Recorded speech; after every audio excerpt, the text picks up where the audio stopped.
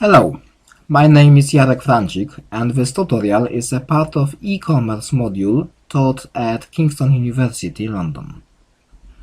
I will show you how to create a simple online store using Ruby on Rails. There is a variety of Ruby on Rails installation packages.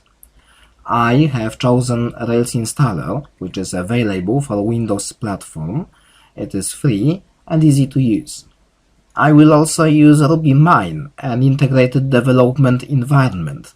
It is a commercial product, but you don't really have to use it to develop your Rails applications.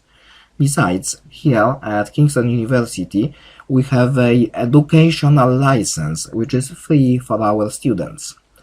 Just contact me, please, for the installation key.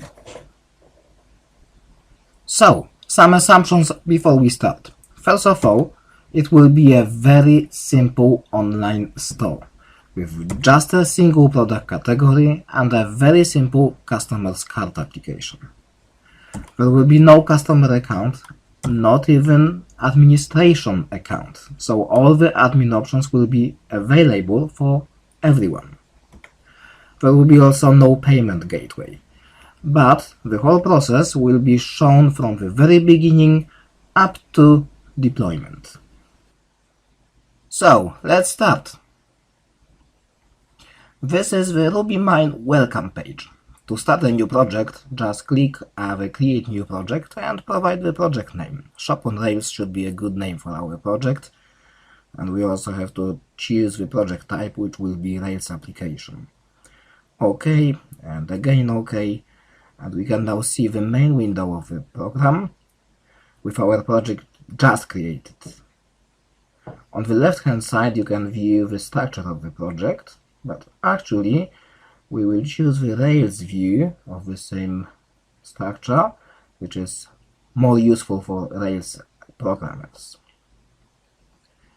Right now we are choosing the development version of Shop on Rails, and we have just started the web server. Once the web server is started, you can switch to the web browser, type in the address, which is localhost at the port 3000, and in a moment our application will start. So this is our first Ruby on Rails application.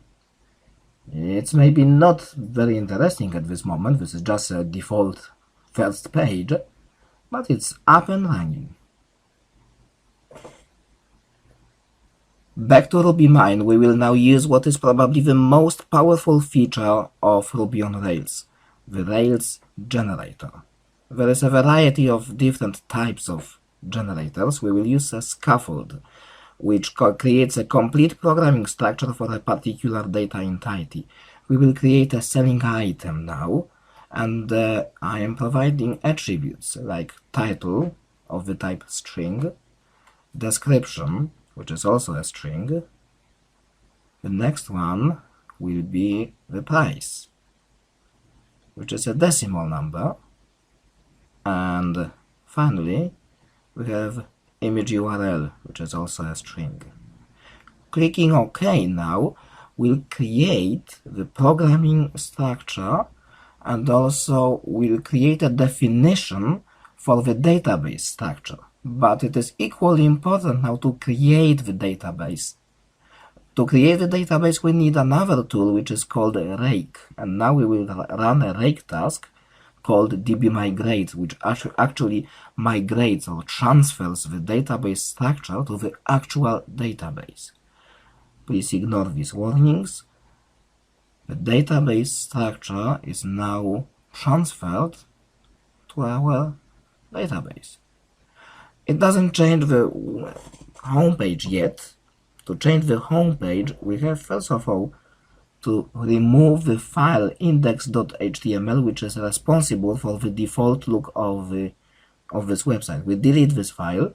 It will take a couple of seconds because the RubyMine is determining all the references, but now I can confirm, yes, I want to delete this file, and the final thing I have to configure is the roots.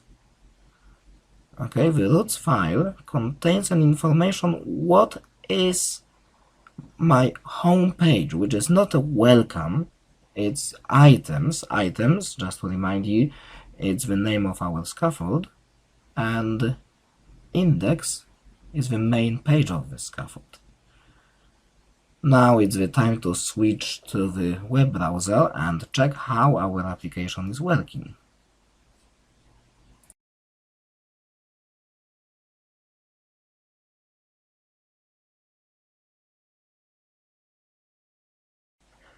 Okay, back to the browser. We will now refresh the view to see our scaffold application. Here it is. In the top we can see all the names of the attributes we have created, and let's now test the new item option. Here is a place to create a new selling item. The title will be Toy Bus.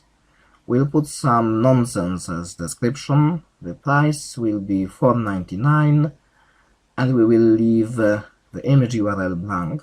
Create item. The item was successfully created. We can go back and see all the items now. Let's do some testing. First, show. Okay, that's fantastic. Let's go back. Edit. I'd like to replace this nonsense description with something that makes more sense, but wait a moment, I would love to have more space here. Nothing could be easier. Let's switch back to RubyMine and now look for the file. It may look like a bit of magic now to find out which of file contains the form definition, but later on I'm sure you will understand the structure quite well.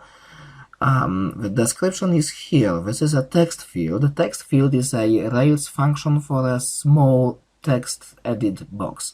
Text area will be much bigger. Let's have a look at it. Oh, fantastic, but maybe a bit too large. Let's limit the number of rows by providing an extra argument. Rows will be 5. Okay, let's go back to the browser. It is ideal now. Okay, so let's provide some description.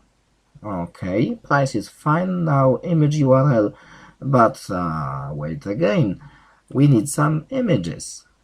Fortunately, I have prepared some of them, and you can see the image of the bus in the upper row. Now I will open the project folder. Here it is. It's Windows 7 libraries. I'm scrolling down for projects. Yes, it's here.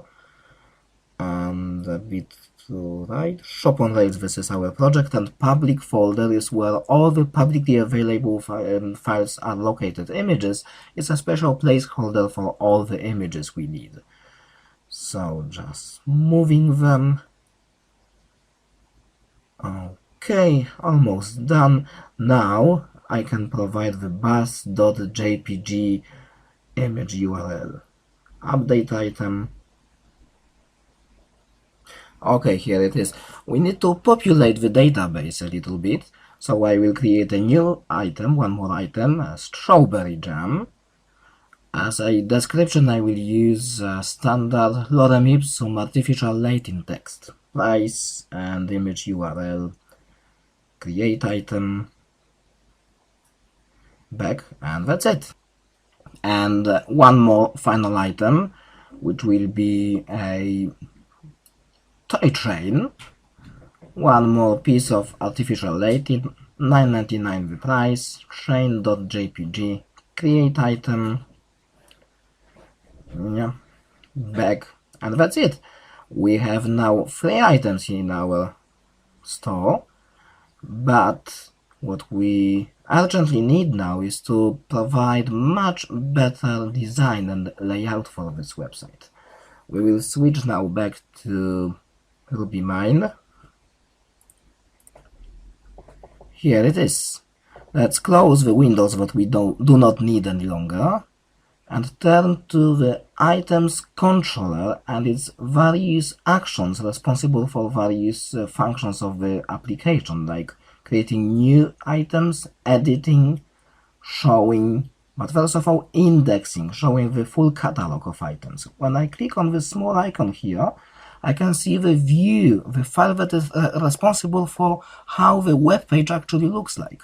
I will now delete some HTML code, which is responsible for displaying the header of the table.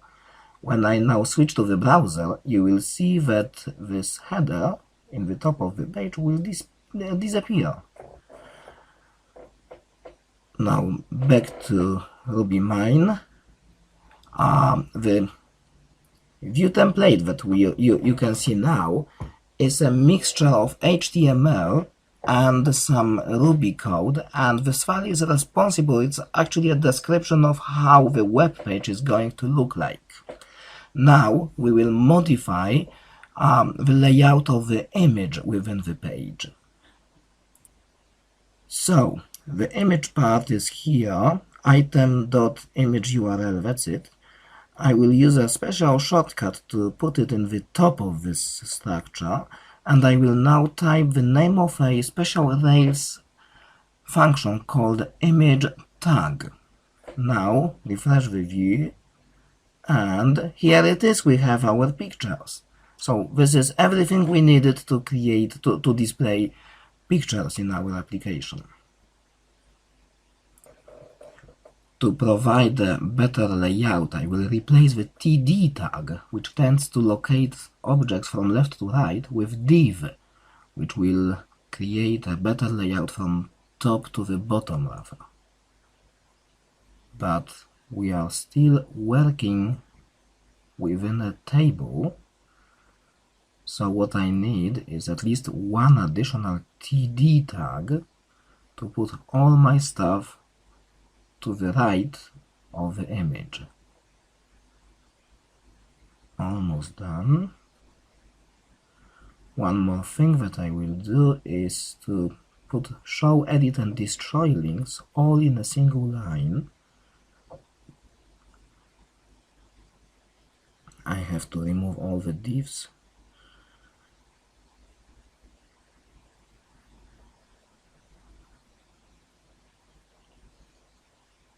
And now, just let's have a look, refresh. Yeah, it's better, but it still needs a lot of styling. We will need to add some CSS styling now.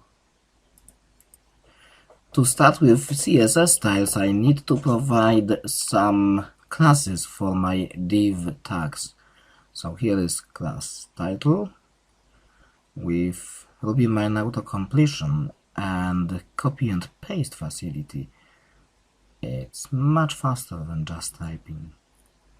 Class description, class price, and class links.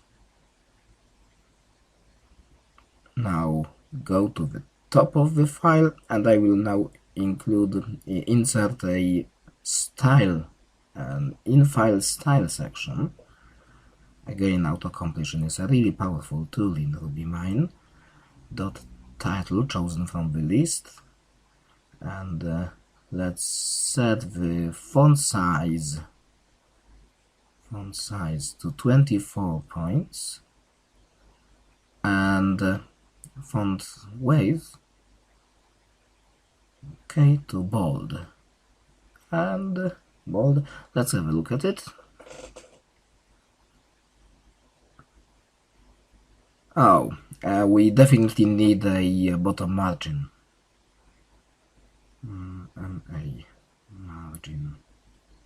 Margin bottom, 16 pixels. Refresh. Quite good. Now I'd like to see that all these titles are in fact links to the more detailed description pages. Very much like the image tag function that I used to display the images, I will now use a similar Rails function called link2 to provide internet links.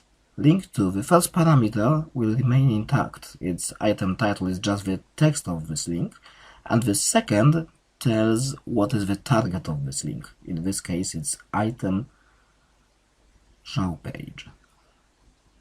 Looks like it's working. Oh, fantastic. Yes, that's it. Now we will do exactly the same thing with the image tag. Yes, we can combine two functions, link to, and now instead of the text of the link, we will have the image tag or the image. We just need to add some brackets here. And the second parameter will be exactly the same as previously, item. Let's have a look at it.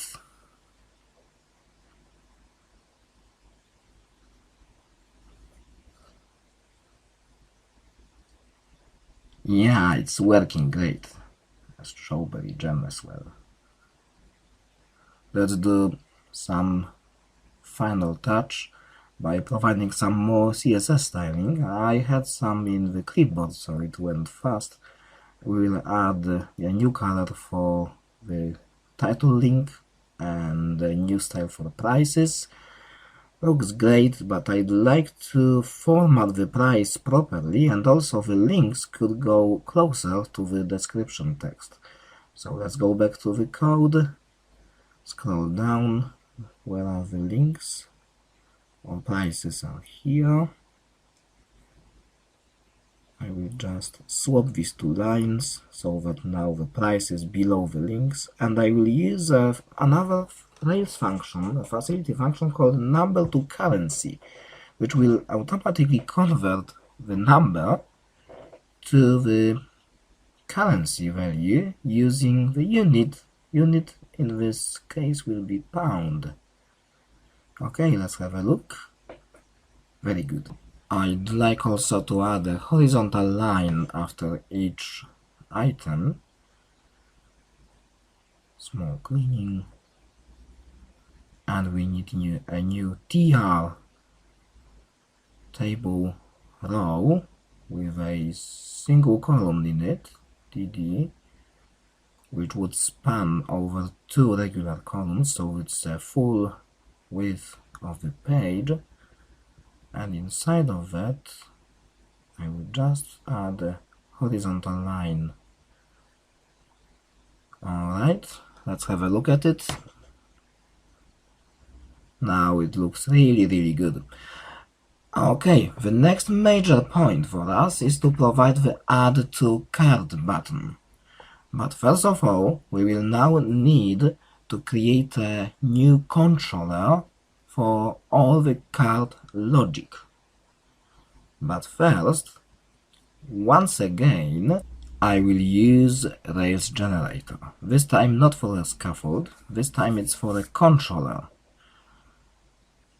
Controller's name is, of course, cart, and I will add two actions, index for viewing the content of the cart and add for adding items.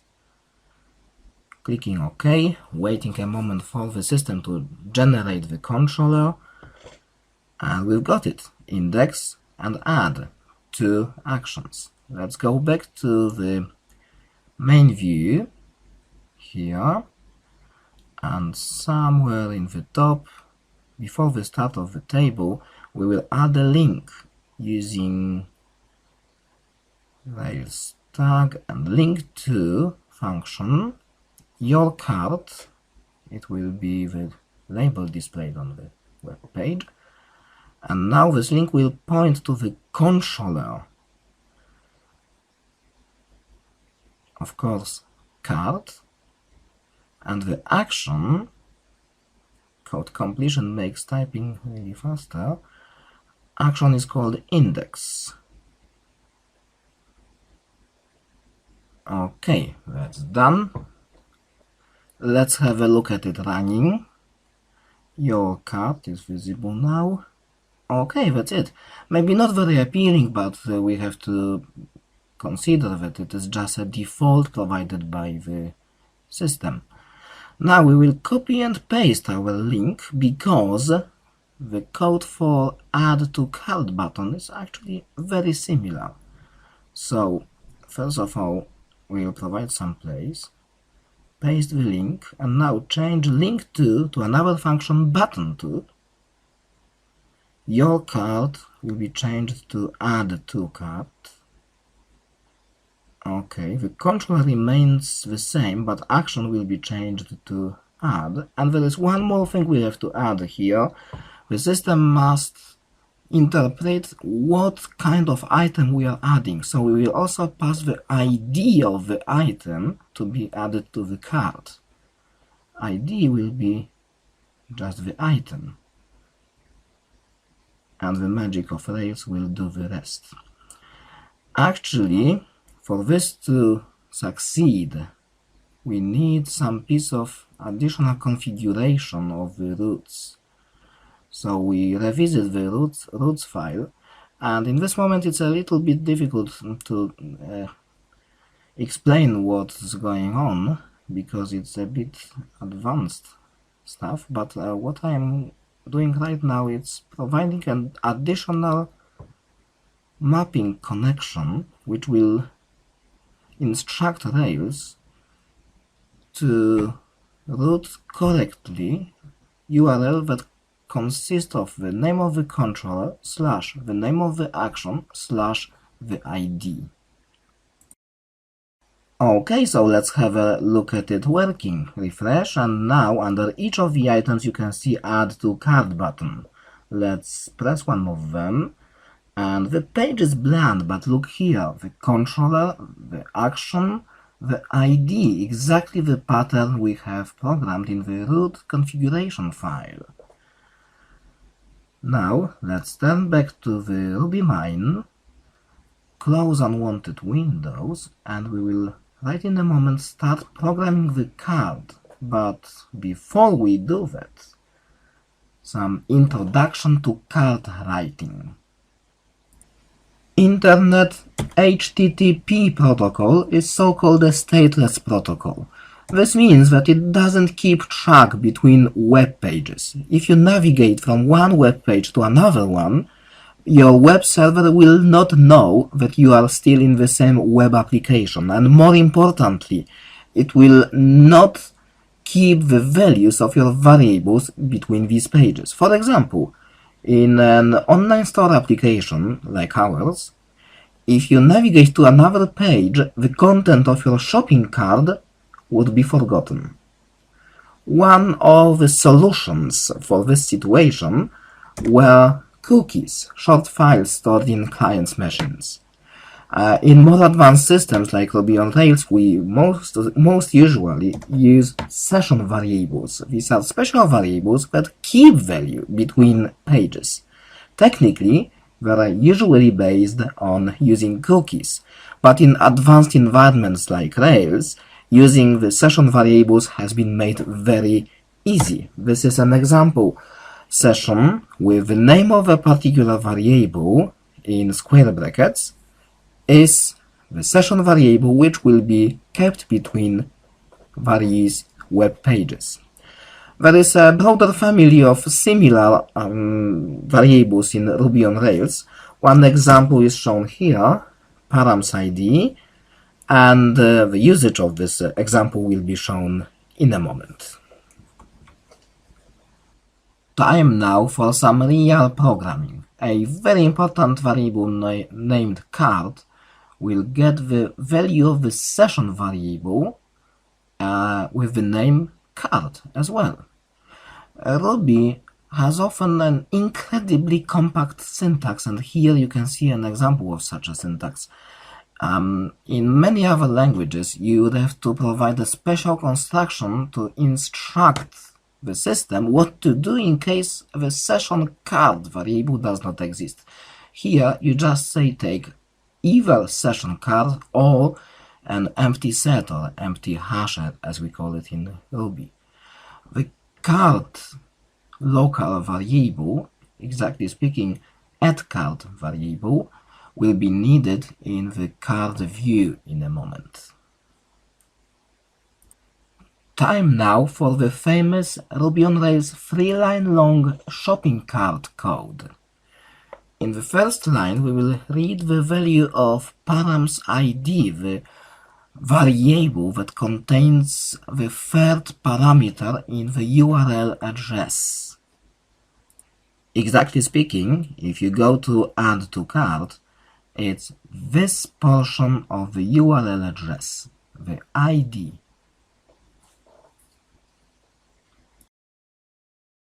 The second line of this famous code is as follows. We extract the session variable called cart or an empty hash and store it into the local cart variable. Finally, we consider the extracted cart variable itself as a hash of even simpler values. Take the one assigned to the ID of our item, or 0, just in case it doesn't exist, and increment it.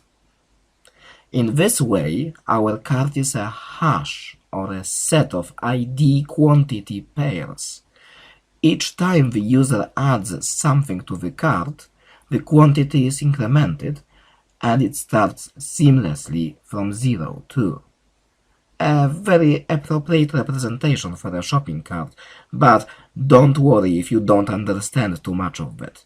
It's simple Ruby programming, but may seem complex if you've never been exposed to this language before.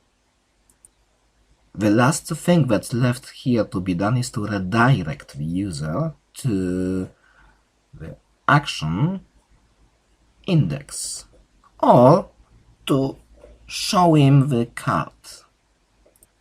That's all here.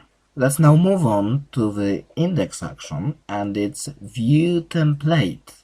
Click on this small icon and we are here. I will now replace this standard, not very appealing web page with some new stuff. Okay. Just have a look at if it works. It works fine. I will place all cart items in a HTML table. Here it is. And now some Ruby injection.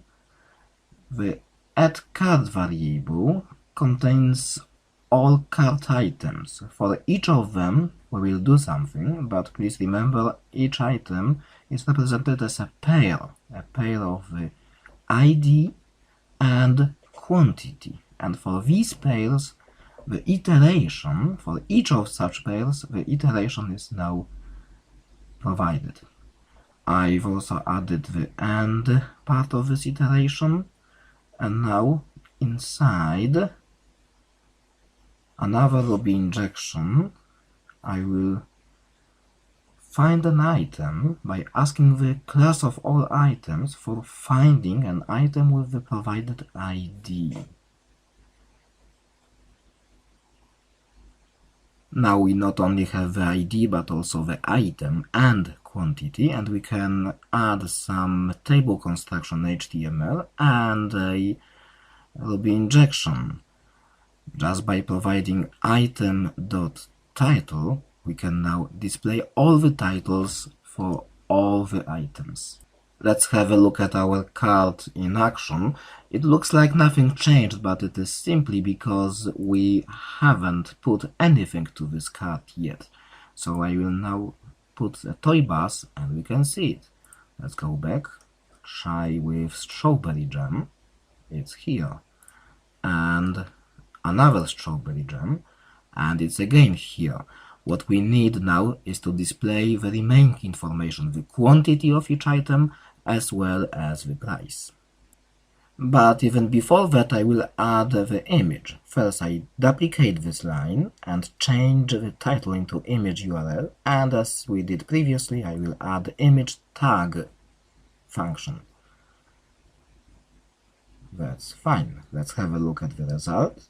Great, but the pictures are really big, so I will add another attribute here to limit them to the width of, let's say, 60 pixels. Yeah, that's much better. Time now to provide the prices. I will again start with some line duplication. The first of the duplicated lines will be changed to quantity, and the other one, the title, will be replaced with the price. I will also apply the function that we already know, number to currency, providing pound as a monetary unit.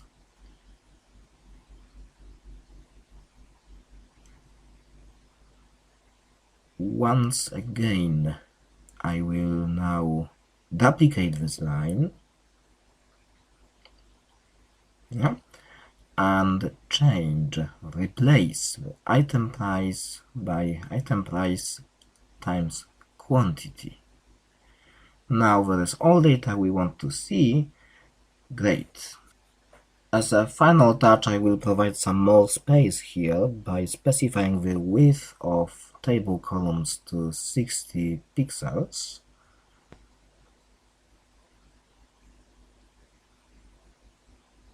Which will hopefully make the view much better quality, yeah.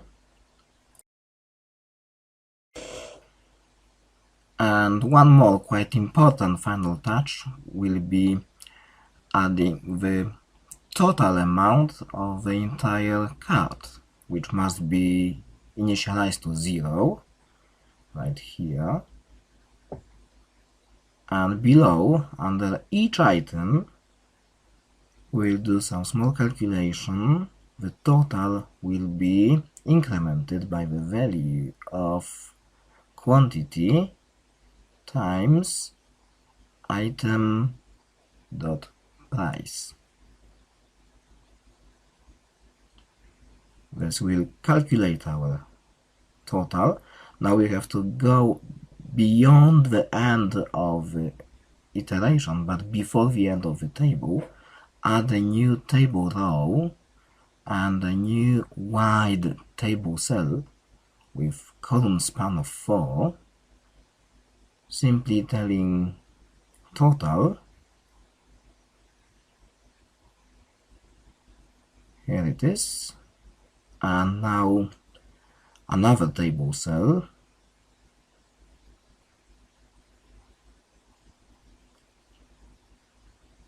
with a function that we already know, number to currency, which will now show the total amount of the shopping cart using pound as the unit. That's actually the end of coding in this tutorial. Here is a final view of your cart with a total of £8.97. Let's go back to the main page, add a toy train, and see the updated view. That's the end of the programming. The time has now come to deploy our application. The details of the deployment process will depend greatly on the tools and hosting platform that you choose. This is why I will just briefly describe the whole process. I am using Git as a source repository and Heroku as a cloud hosting platform. Both are quite popular in the Rails community. They may be also used with RubyMine, but some additional configuration is necessary, therefore I decided to use a more traditional command line tool. So, first we will initialize the Git source repository, then we will add the entire project to it, and now commit. Once the Git repository is ready to go, we can create a Heroku account. This will create actually a application server in the cloud. This server is called ColdLight1647 and it's now ready to be used.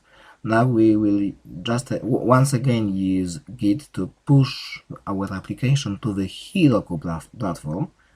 This step will take some time because this is actually when all the installation of our application in the cloud takes place. Heroku is one of the most popular platforms for hosting Rails applications, and for small applications it's completely free to use.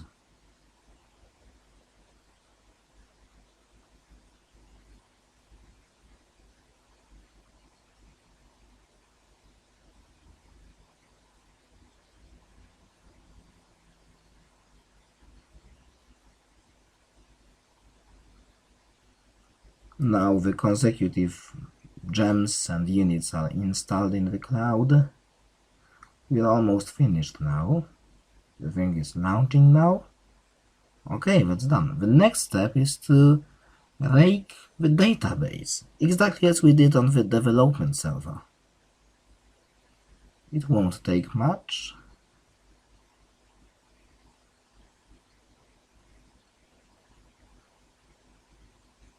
It's nearly finished now. The final step is Heroku open, and that's it. This command will automatically now open the web browser and start our application on the Heroku Cloud platform. Here it is. Okay, let's just check how our application runs on a Heroku Cloud platform.